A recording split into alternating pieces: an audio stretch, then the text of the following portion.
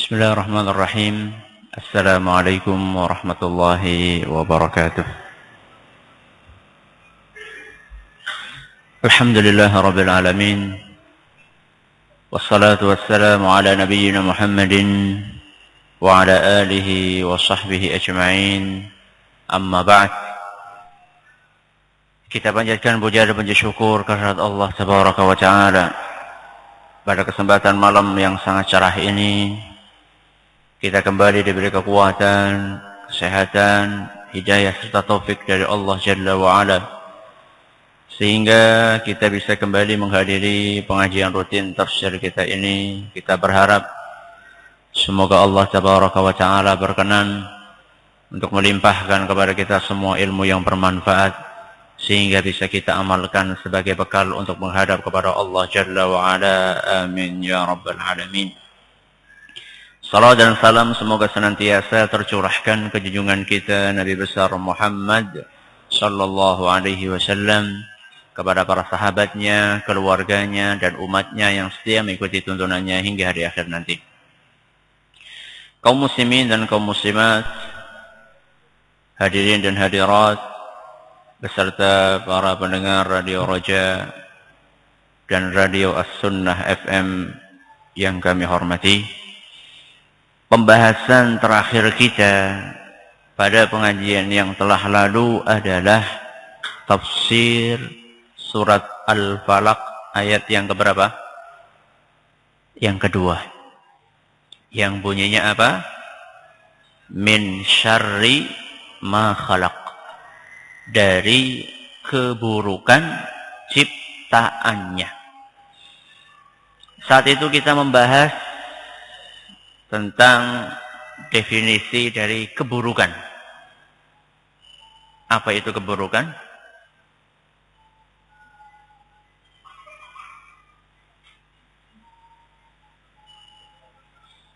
Atau segala sesuatu yang menyakitkan atau yang mengantarkan kepada perkara yang menyakitkan. Itu adalah keburukan. Kemudian kita sudah jelaskan min syarri ma khalaq, dari keburukan ciptaannya. Yang dimaksud dengan ciptaannya di sini itu apa?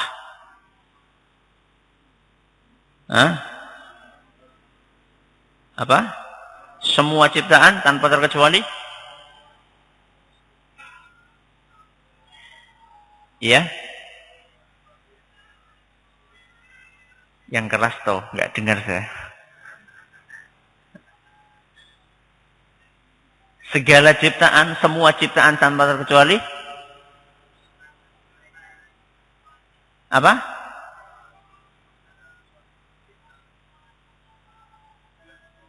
Bagus. Ciptaan Allah yang mengandung apa? Keburukan. Jadi dari keburukan ciptaannya di sini, ciptaan di sini tidak bersifat umum semua ciptaan Allah, tidak. Tapi yang dimaksud adalah ciptaan Allah yang apa? Mengandung atau memiliki keburukan. Karena kita sudah jelaskan kemarin, ada ciptaan Allah yang sama sekali tidak ada keburukannya. Seperti apa? Malaikat. Kemudian apa? Surga.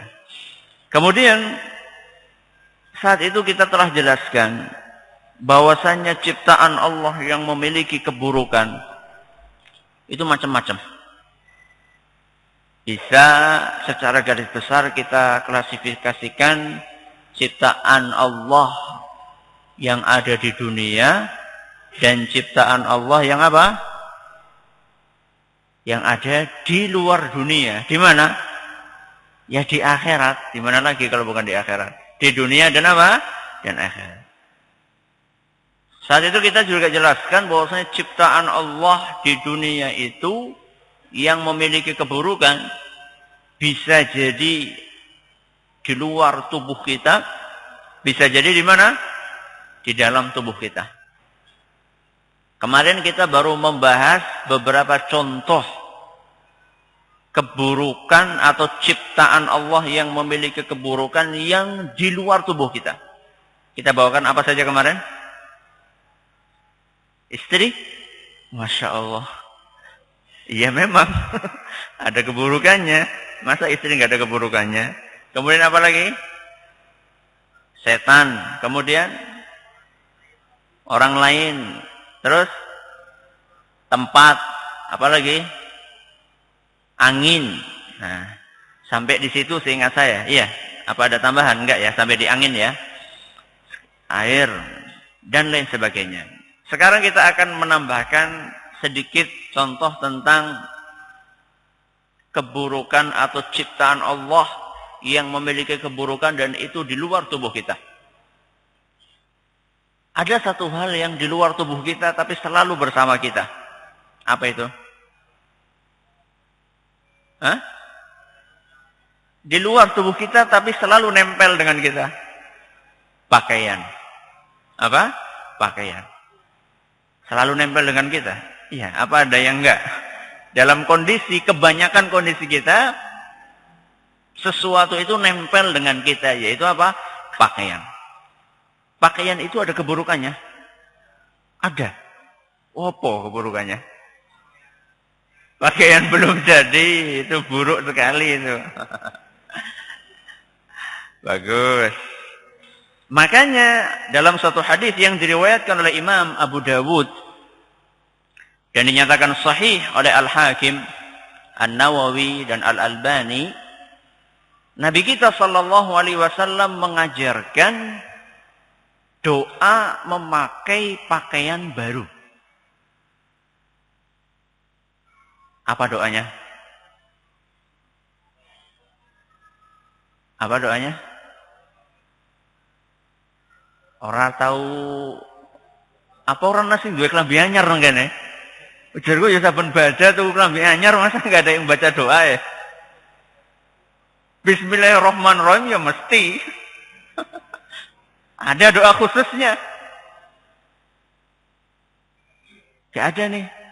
Apa enggak pernah pakai pakaian baru ini mungkin ya.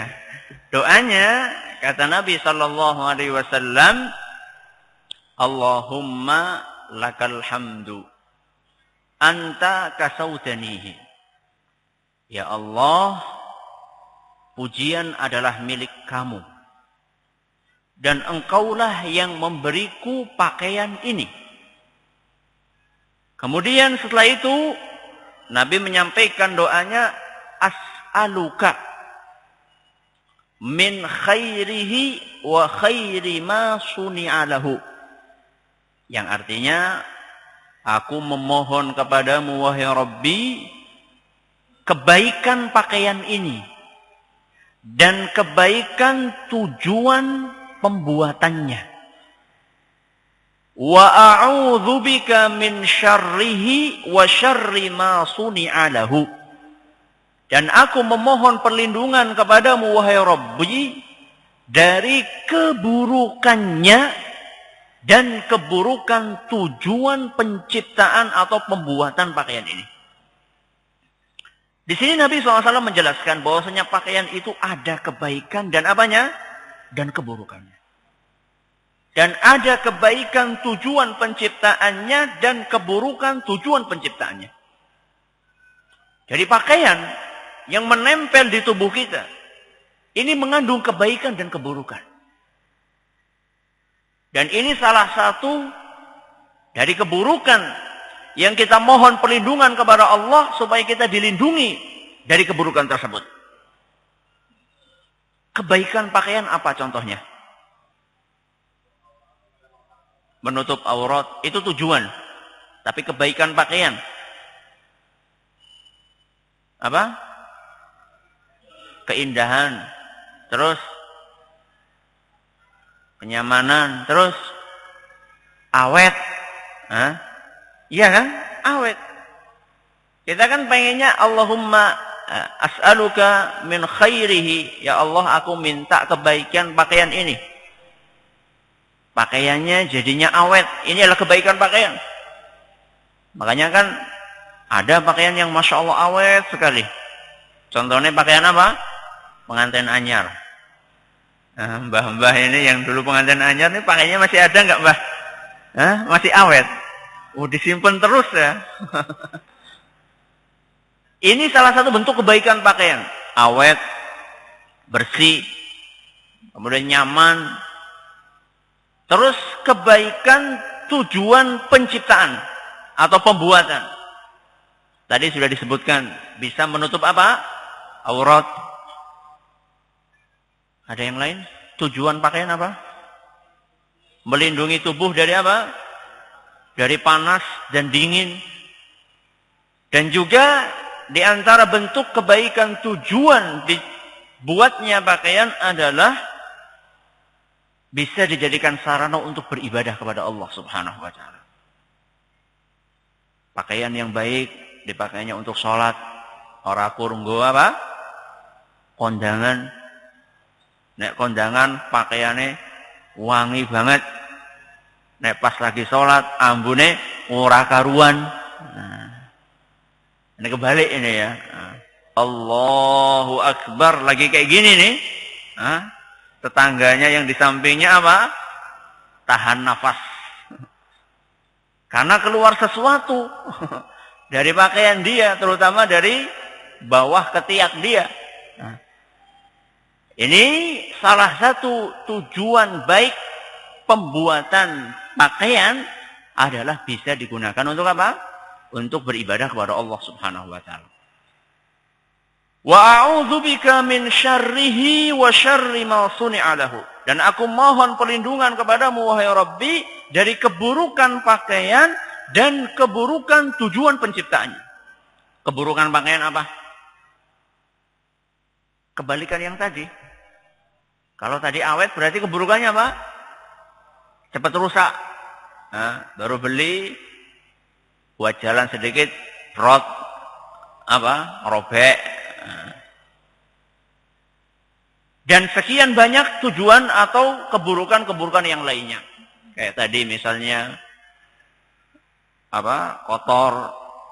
Adapun keburukan tujuan pembuatannya, misalnya, pakaian tersebut akan mengantarkan kita kepada perbuatan maksiat. Kayak tadi, ya. Pakaian belum jadi, kemudian dia apa? Dipakai. Apa ada? Wakeh. Rosah digoleti ngalun-nalun pada banyak. Pakaian belum jadi dipakai, itu adalah pakaian yang mengantarkan kepada perbuatan apa? Maksiat. Di antara bentuk keburukan tujuan pembuatan pakaian, pakaian yang kita pakai menjadikan kita tidak qanaah. Tidak qanaah dengan pakaian yang kualitasnya di bawah pakaian tersebut. Kita kadang-kadang kalau beli pakaian apa? Baru bagus ya. Sudah kita pakai berhari-hari, saking anyare moh dicopot. Giliran kita udah kotor, kita mau pakai pakaian yang lain. Yang sudah setahun yang lalu, wah, dalam hati kita ada rasa nggak qanaah. Wah, jan wingi klambine anyar siki apa? Wis lawas. Ini juga salah satu apa? Keburukan dari tujuan pembuatan pakaian.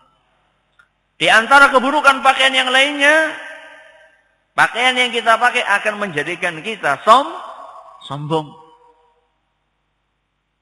Pakai pakaian yang baik, pakai pakaian yang indah, yang bagus, boleh nggak?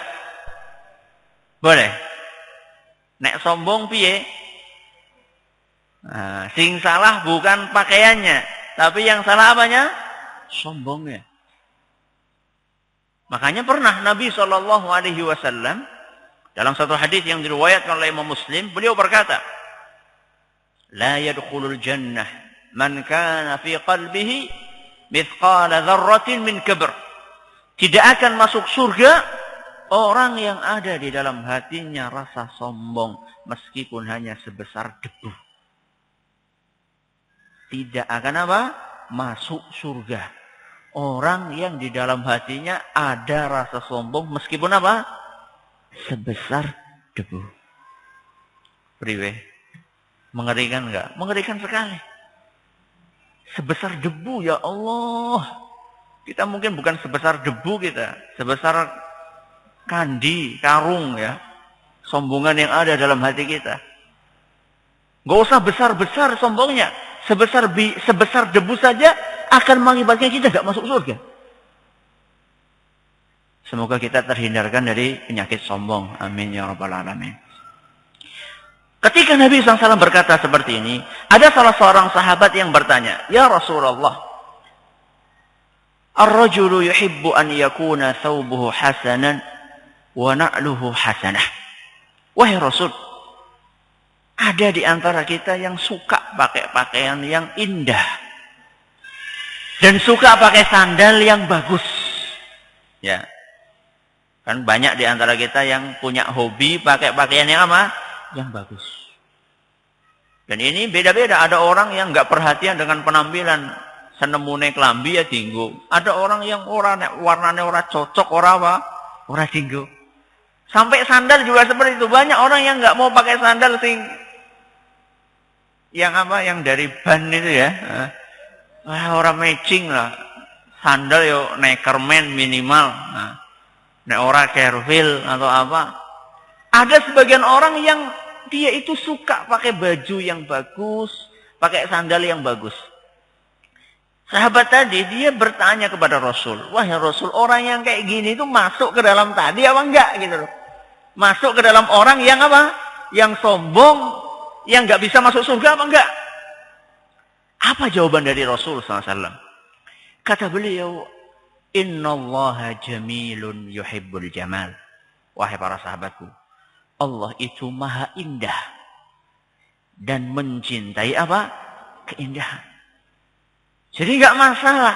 Nabi ingin mengatakan enggak masalah seseorang itu pakai pakaiannya apa? Yang bagus. Dan yang namanya zuhud, ya, ada orang salah memahami apa? Zuhud. Zuhudku disamakan dengan kemproh. Kemproh itu apa? Kotor, jorok. Itu bukan zuhud itu. Jadi orang pakai pakaian yang baik, pakai minyak wangi, itu enggak apa-apa. Karena apa? Karena Allah itu maha indah dan mencintai apa? Keindahan. Terus setelah itu Nabi SAW memberikan rambu-rambu apa itu sombong. Kata beliau SAW, "Al-kibru batarul haqqi wa ghamtun nas." Sombong itu menolak kebenaran atau menghina orang lain. Sombong apa? Menolak kebenaran atau apa? Menghina orang lain. Ini sombong. Jadi sombong itu bukan pakai baju yang apa? Yang bagus. Sombong itu adalah Anda menghina orang lain. Ketika pakaiannya bagus, baru kemudian memandang apa? Sebelah mata orang lain. Nyong si klambine anyar, kok klambi pirang taun dienggo bae. Sombong. Jadi yang jadi masalah itu bukan bajunya. Yang jadi masalah adalah kenapa Anda ketika memakai baju bagus, kemudian Anda apa? Mendiskreditkan, merendahkan orang lain. Itu yang nggak boleh. Ya. Itu keburukan apa? Pakaian. Dan yang kita sebutkan sekarang dan yang kemarin itu semuanya adalah keburukan ciptaan Allah yang di luar tubuh kita. Sekarang kita akan menyebutkan contoh keburukan ciptaan Allah yang ada dalam diri kita. Apa? Contohnya apa? Nafsu. Bagus. Ada lagi? Mata. Ada yang lain? Penyakit. Ada yang lain? Ini semuanya sifatnya sifat fisik ini. Ada yang belum disebutkan ini.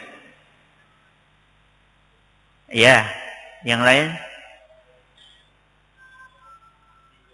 Kalau orang yang mencermati khutbatul hajah, permulaan khutbah, yang sering dibaca akan tahu.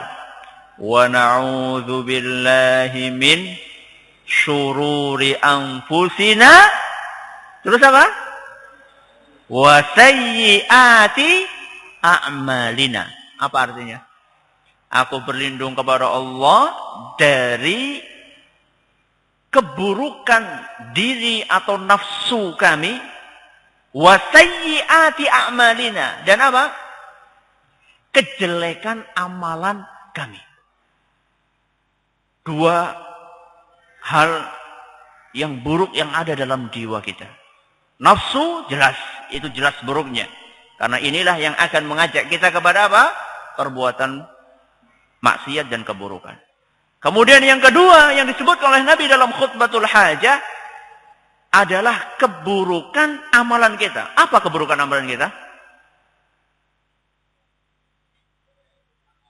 Apa? Prasangka. Ada yang lebih ringkas lagi. Bisa diramu keburukan amalan kita dalam suatu kata yang terdiri dari 4 huruf.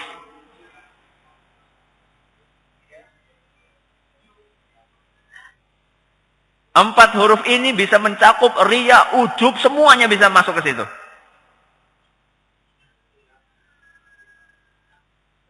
Depannya D. Dosa.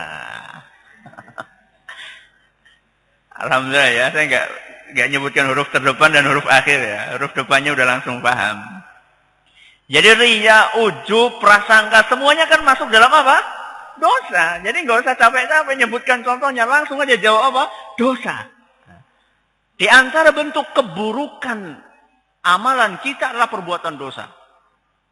Dan dosa itu memang buruk sekali.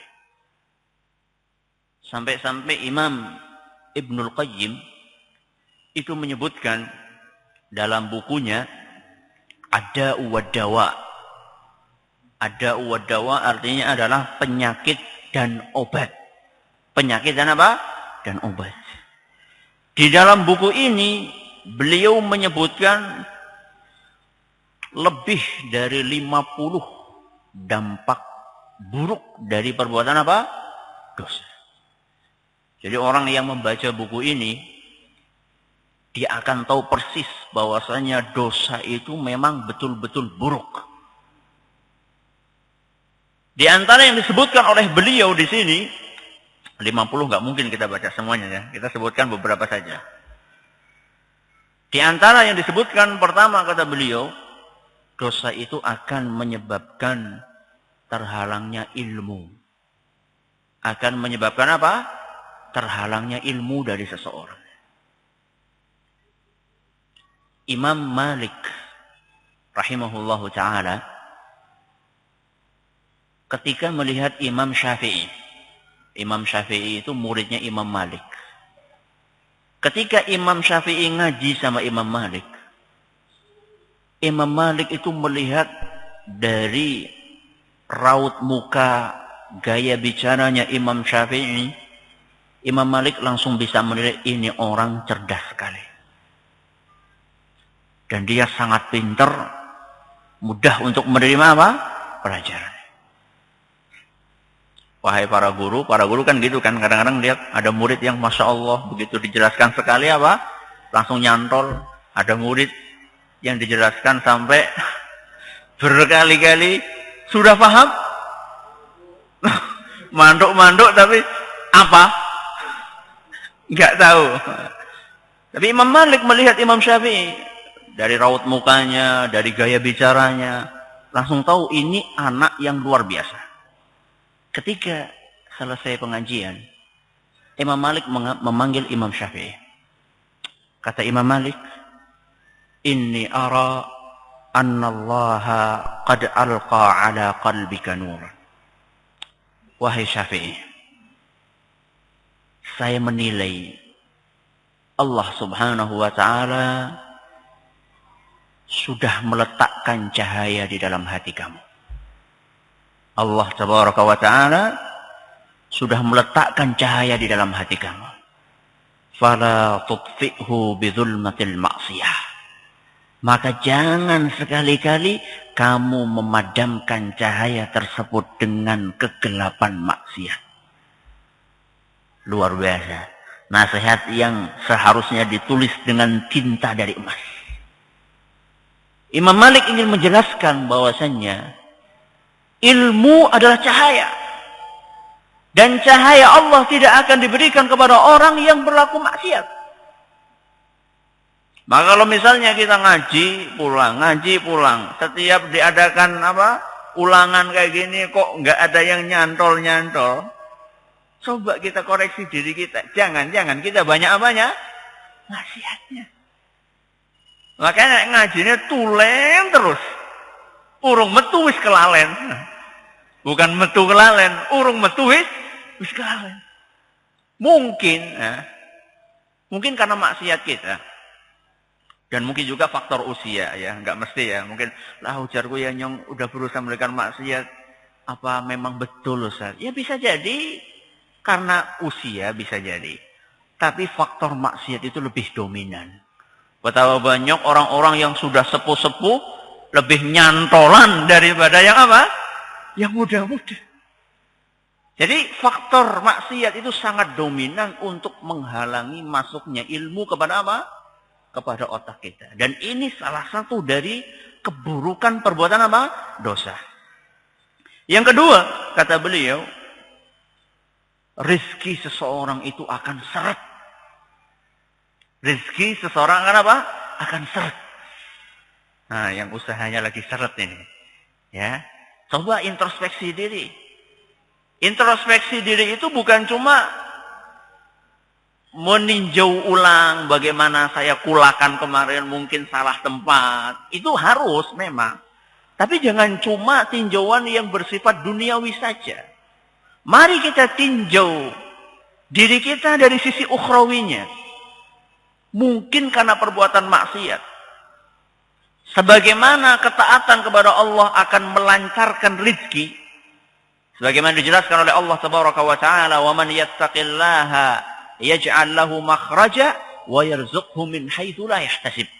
Barang siapa yang bertakwa kepada Allah, maka Allah akan memberikan jalan keluar dan akan memberi rezeki dari arah yang tidak dia sangka-sangka. Barang siapa yang bertakwa kepada Allah, Allah akan kasih jalan keluar. Urusan apa aja tahu-tahu ada saja jalan keluarnya. Dan Allah akan berikan dia rezeki dari jalan yang tidak disangka-sangka. Orang dinyana-nyana ada aja rezekinya. Takwa. Takwa, ketaatan kepada Allah akan melancarkan rezeki. Kebalikannya, maksiat kepada Allah akan apa? Akan menjadikan rezeki syarat. Karena itu disebutkan dalam satu hadis yang diriwayatkan oleh Imam Ahmad. Dan sanadnya dipermasalahkan oleh sebagian ulama. Innal abda la yuhramur rizqa bidzambi yusibuhu. Seorang hamba terkadang dia itu diharamkan atau terhalang dari rizki karena satu dosa yang dia kerjakan. Karena apa? Satu dosa. Makanya para ulama kita terdahulu, mereka kalau terjadi sesuatu dalam kehidupannya, mereka langsung, apa dosa yang saya kerjakan? Pernah ada seorang ulama yang ditimpa dengan suatu cobaan dari Allah Tabaraka wa Ta'ala. Dia merenung, apa ya? Setelah dia pikir-pikir, apa dosa yang saya kerjakan? Dia berkata, oh subhanallah, sekian tahun yang lalu saya pernah melihat cewek yang bukan mahram. Berapa? Sekian tahun yang lalu. Kalau kita, bayangkan, sedemikian rumahnya.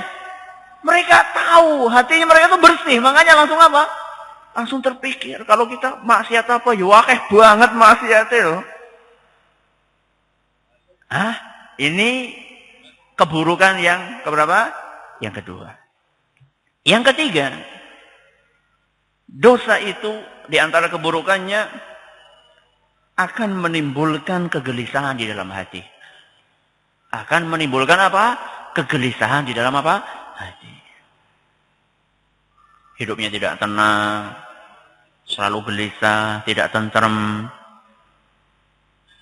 Tapi terkadang ada juga yang ngomong, enggak tetlah. Saya lihat ada orang yang gemar berbuat maksiat kok hidupnya kelihatannya tenang-tenang saja, enggak gelisah. Ustaz. Kalau ada yang ngomong kayak gitu gimana jawabannya? Hah? Kalau ada ngomong gitu, kata siapa? Tat? Saya setiap hari cuci mata, hatinya tenang-tenang saja. Tat. Hah? Sudah kebiasaan. Seorang ulama menyampaikan sebuah syair yang sangat bagus. Kata beliau, "Wa ma li jurhin bimayyitin ilamu." Luka itu tidak akan menyakitkan mayit. Luka tidak akan menyakitkan apa? Mayit. Apa artinya? Orang sudah mati, dipukuli nggak akan ngorong-ngorong karena dia sudah tidak ada nyawanya. Apa maksudnya? Hubungannya dengan tadi apa? Dia itu hatinya sudah mati. Makanya dia tidak merasa gelisah dengan perbuatan maksiat yang dia kerjakan. Maka kalau misalnya kita melakukan perbuatan maksiat, kemudian tidak ada hati kita merasa gelisah, waspadalah. Bisa jadi hati kita sudah mati. Na'udzubillahi min dzalik. Orang yang beriman, kalau melakukan perbuatan maksiat setitik saja dia langsung terasa. Dia langsung tergerak hatinya. Dan dia hidupnya menjadi gelisah dan tidak tenang. Itu orang yang beriman. Tapi kalau orang sudah masuk dalam kubang lumpur maksiat, dia melakukan perbuatan maksiat sebesar apapun, dia tidak merasakan kegelisahan di dalam jiwanya. Na'udzubillah. Itu keburukan ciptaan Allah yang ada di dunia. Sekarang keburukan ciptaan Allah yang ada di akhirat. Apa? Neraka. Ini adalah keburukan yang paling apa? Buruk. Na'udzubillah min dzalik. Di dalam neraka segala bentuk keburukan ada. Dan keburukan yang paling buruk, contohnya api. Api di dalam neraka, kata Nabi SAW dalam suatu hadis yang diriwayatkan oleh Imam Bukhari dan Muslim. Kata beliau, "Narukum hadhihi," api kalian ini, maksudnya yang digunakan oleh kita untuk masak. "Juz'un wahidun min 70 juz'an min nari jahannam." Api kalian ini itu hanya satu bagian dari 70 bagian panasnya api neraka. Andaikan kita sudah merasakan panasnya api di dunia, mungkin suatu ketika kita terbakar nggak sengaja, keselomot apa, itu sudah mengakibatkan kulit kita melepuh.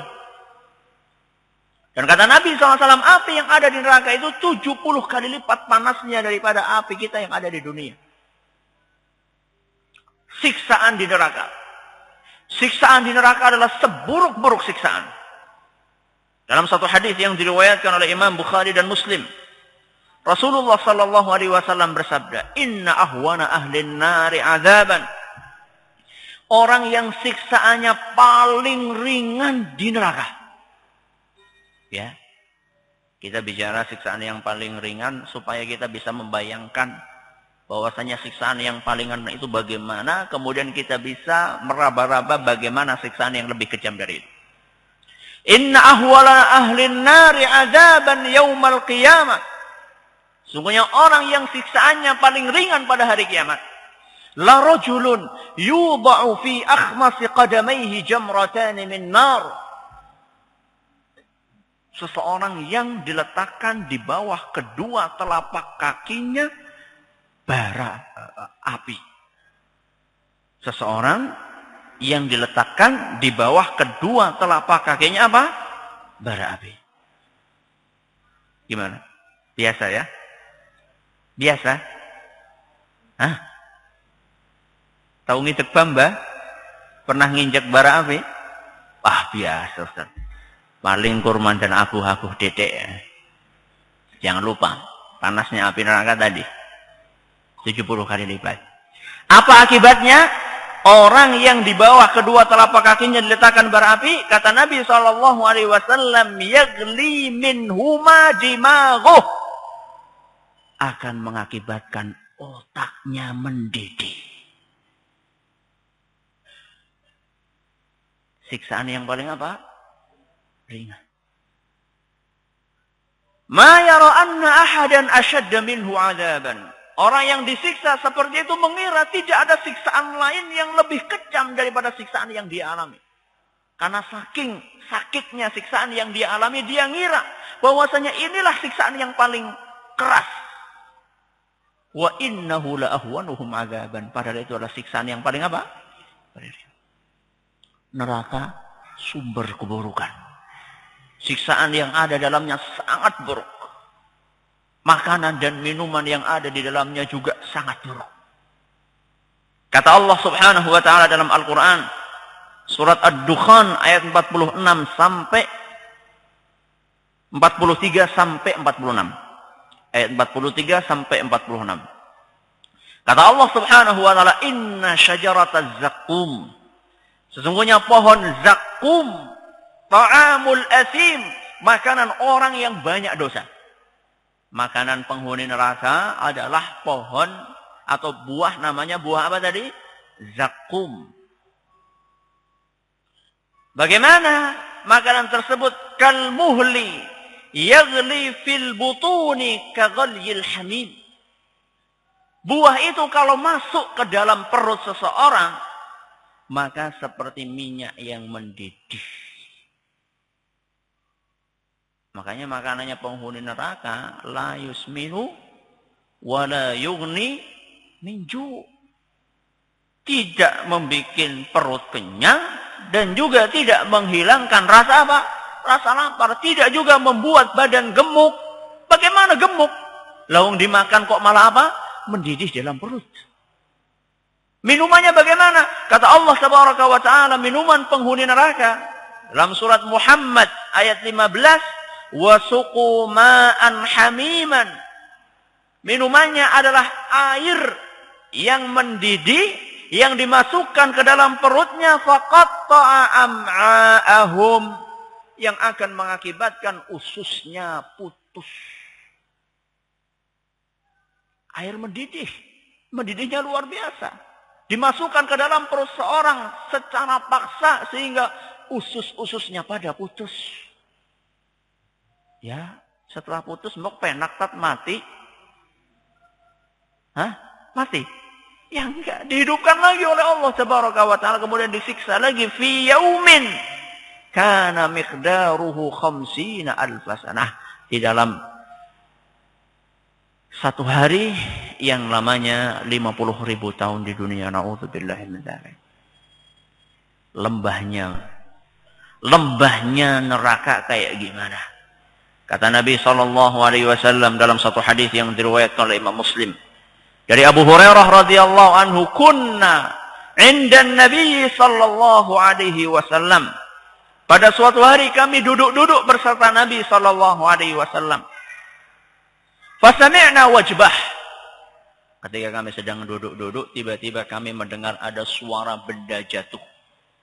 Kita nggak tahu suaranya kayak gimana, yang jelas saat itu para sahabat yang duduk-duduk sama Nabi tahu-tahu mendengar ada suara apa? Benda jatuh. Faqala Nabi sallallahu alaihi wasallam, Nabi sallallahu alaihi wasallam berkata, "Atadruna ma hadha?"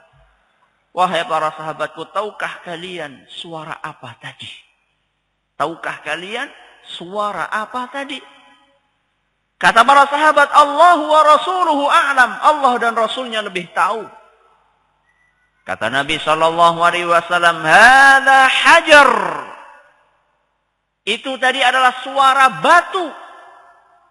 Arsalahu Allahu fi nari jahannam. Allah lemparkan batu itu ke dalam neraka jahannam. Mundu 70 kharifan. Sejak 70 tahun yang lalu. Fal'ana intaha ila qa'liha. Sekarang baru sampai di dasarnya. Tadi itu suara batu yang dilemparkan ke dalam neraka sejak 70 tahun yang lalu dan baru sampai di dasarnya. Itulah lembah yang ada dalam neraka. Ini neraka itu adalah keburukan ciptaan Allah yang luar biasa. Semoga kita dihindarkan dari api neraka. Amin ya rabbal alamin. Ada pertanyaan silahkan. Minggu kemarin kita nggak bisa buka pintu pertanyaan, bisa kita rapel sekarang. Silahkan. Ayat. Ya. Terus? Yang pertama disebutkan dalam Al-Ma'thurat ya. Disebutkan dalam Al-Ma'thurat beberapa bacaan yang ditentukan jumlahnya. Misalnya baca ayat ini sekian kali atau baca zikir ini sekian kali. Bagaimana seandainya kita untuk menyingkat waktu kita cuma baca misalnya 1 kali saja. Pertama, setahu saya Al-Ma'thurat itu ada beberapa bacaan yang ada dalilnya. Dan banyak. Namun ada juga beberapa bacaan yang setahu saya itu tidak ada dalilnya. Ya, setahu saya tidak ada dalilnya. Kalau misalnya yang dimaksud bacaan yang sudah ada dalilnya, contoh membaca subhanallah wa bihamdih setiap pagi dan sore berapa? 100 kali misalnya. Kalau yang contoh seperti ini, maka kita nggak boleh ngorting. Nggak boleh apa? Ngorting. Karena sudah ditentukan apanya? Jumlahnya oleh Nabi SAW. Tapi kalau misalnya bacaan yang diberi pilihan oleh Nabi. Contohnya apa? La ilaha illallah wahdah, la syarikalah, lahul mulku, wa lahul hamdu, wa huwa ala kulli syai'in qadir. Di pagi dan sore. Ini kita diberi pilihan. 3 pilihan oleh Nabi SAW. Pertama 1 kali. Kedua berapa? 10 kali. Ketiga berapa? 100 kali. Nah, kalau misalnya ada pilihan seperti ini dari Rasul SAW, maka kita boleh apa? Boleh memilih. Pas lagi waktu sela, ya kita baca 100 kali. Pas lagi ke susu, kita baca apa? Sekali. Tapi ya, ojo sabendina ke susu. Ya. Kalau misalnya kita diberi pilihan, nggak masalah kita memilih. Tapi kalau misalnya hanya 1 pilihan dari Nabi SAW, kayak tadi subhanallah bihamdi 100 kali, maka kita tidak boleh apa? Mengotak-atik bacaan tersebut ya sesuai dengan jumlahnya. Itu jawabannya. Kemudian yang kedua, orang ditimpa musibah, ditinggal mati atau ditinggal meninggal oleh orang yang dicintai. Bagaimana cara menghindari supaya tidak larut-larutan bersedih? Kita katakan, kata Nabi SAW, innamas sabru 'inda sadmatil ula. Kesabaran yang hakiki adalah ketika pertama kali ditimpa apa? Musibah. Karena apa? Karena disitulah beratnya apa? Sabar. Kalau orang ketika awal ditimpa musibah dia bersabar, tapi setelah itu dia larut-larut dalam kesedihan, bagaimana Ustaz? Caranya, di antara cara untuk menghindari hal itu adalah dengan meresapi dan berpikir bahwasanya kesedihan dia itu tidak mendatangkan manfaat. Kalau sedih, apa kemudian istrinya jadi kembali kalau meninggal? Apa kalau sedih kemudian anaknya jadi apa? Jadi kembali. Kan enggak. Kalau dia ingin memetik manfaat dari kesedihan dia, setiap dia teringat orang yang dicintai dan sudah meninggal, mudah saja doakan dia. Kalau kita doakan dia, ini akan menguntungkan si mayit dan menguntungkan apa? Kita. Si mayit akan mendapatkan kiriman doa, kita juga akan mendapatkan pahala karena kita mendoakan orang lain. Dan masih ada kiat-kiat yang lainnya. Ada pertanyaan lain? Silakan. Ya. Bagaimana caranya menghindari dari penyakit sombong? 1, membayangkan akibat buruk dari perbuatan sombong. Ya, tadi sudah dijelaskan tidak akan masuk apa? Surga. Yang kedua, berpikir kenapa kita sombong? Kalau misalnya kita sombong karena ketampanan kita, seberapa sih tampannya kita dibandingkan Nabi Yusuf? Nah, kalau misalnya kita sombong karena kekayaan kita, seberapa sih duit yang kita miliki? Kalau kita sombong karena kepintaran kita, seberapa sih ilmu kita dibandingkan ilmunya Allah Subhanahu wa taala. Jadi, kita berusaha untuk introspeksi diri, kenapa saya sombong, faktornya apa? Kalau misalnya karena kekuatan tubuh kita, sekuat apa kita? Karena keenceran otak kita, seencer apa otak kita? Sehingga kita menjadi semakin merendah diri, sehingga kita tidak apa? Tidak senantiasa bangga dengan kelebihan-kelebihan yang kita miliki. Satu lagi pertanyaan? Ya.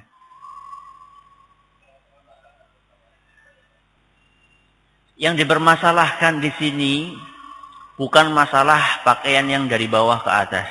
Yang dipermasalahkan pakaian dari atas ke bawah.